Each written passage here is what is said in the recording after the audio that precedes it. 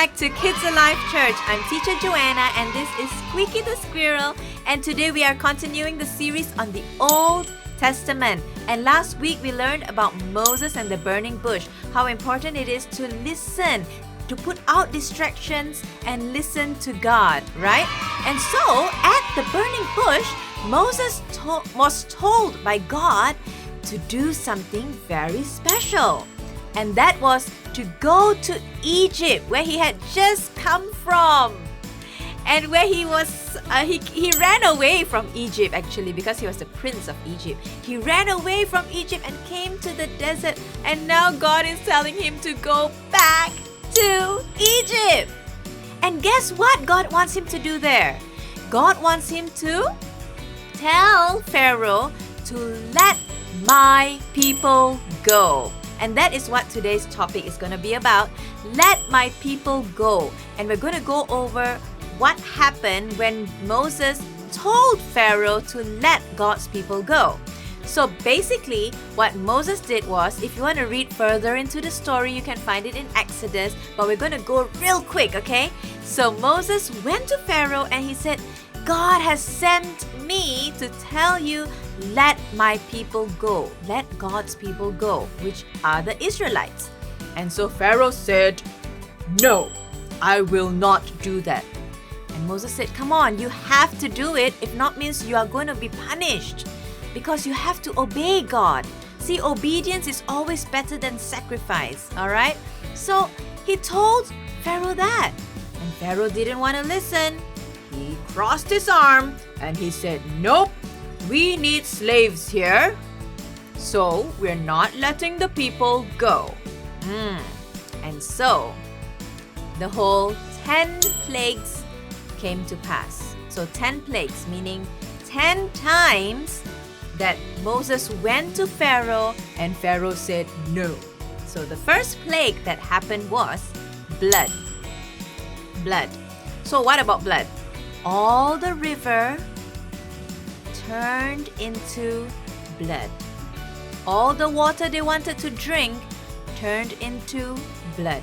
They couldn't drink water, they couldn't wash their clothes, it was all just red. And it's not red wine or red Ribena, it was blood. Ew, somebody say with me, ew. Right. And so Pharaoh said, okay, Moses, okay. I think, okay, we will let them go lah. Then, everything turned back to normal. And then Pharaoh again said, I changed my mind. No. And then, the next plague that was sent was frogs. Frogs started coming into the palace, started going into people's house, started going into the bathtubs, started going everywhere. There were frogs everywhere. Oh my gosh! So everyone was like, oh no, there are frogs everywhere! They lifted their blanket, there were frogs. They wanted to sleep, there were frogs. There were frogs everywhere. And so Pharaoh said, okay, just stop it. So everything stopped. The third plague, because Pharaoh changed his mind again and said no. So the third plague that came was lice. Do you know what lice are?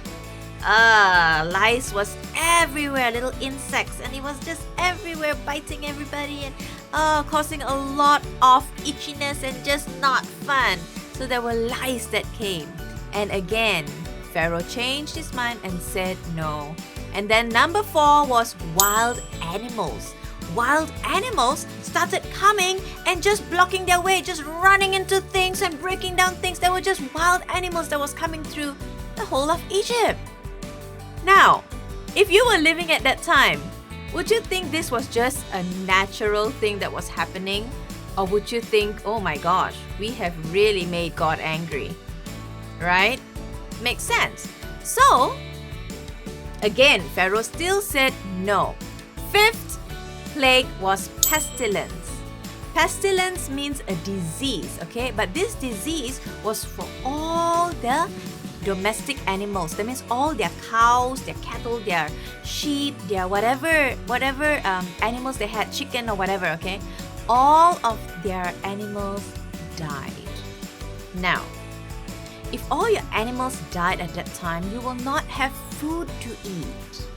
And that was so devastating. I mean, farmers were upset. They said, oh no, all my hard-earned money, gone. All just died. And still, Pharaoh said no. Number 6 was boils. Ugh. Have you seen chicken pox? Yeah, pretty disgusting actually. Boils will start appearing. So there were boils all over their bodies. Oh! And then Pharaoh still didn't change his mind. The next, number 7, is fiery hail. Suddenly it started to rain. Fires of hail. Do you know what's hail? Hail is like a stone made of ice, but it was fire, right? So it started falling and destroying all the houses and just raining, and it was a bad scene. I can only imagine what everyone's houses looked like. And then the next one was number 8, locusts. Locusts is like grasshoppers, but they're bigger, and they were just everywhere, eating all their plants, all their crops, coming into their houses, making a big mess. There were huge grasshoppers flooding the whole of Egypt. Number 9 was something that a lot of us don't like. It's darkness. The sun was totally blocked, completely blocked. And there was no sun. There was just complete darkness.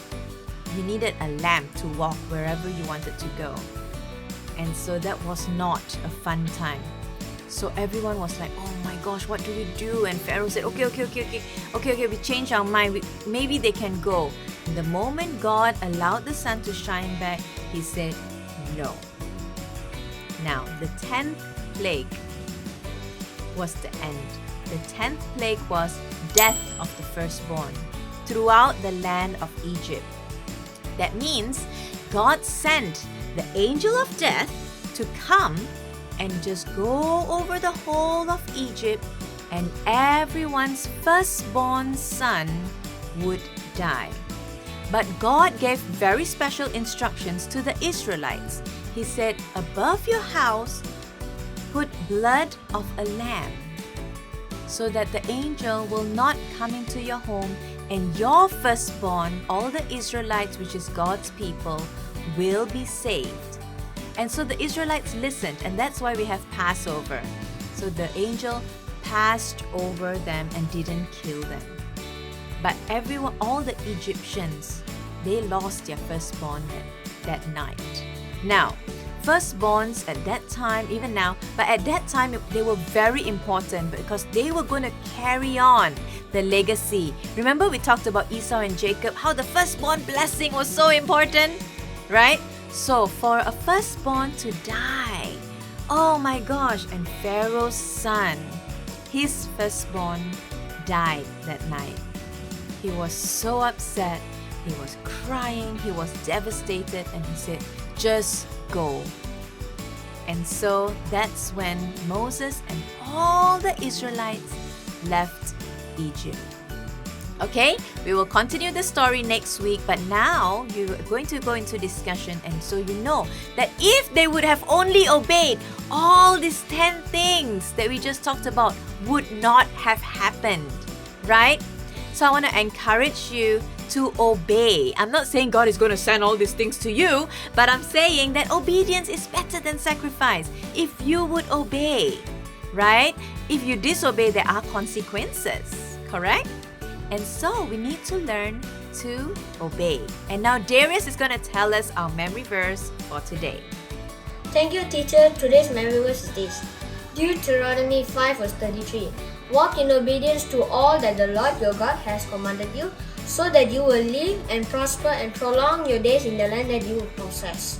Bye. See you later. So good. Thank you so much, Darius. So the memory verse for today is Deuteronomy 5 verse 33.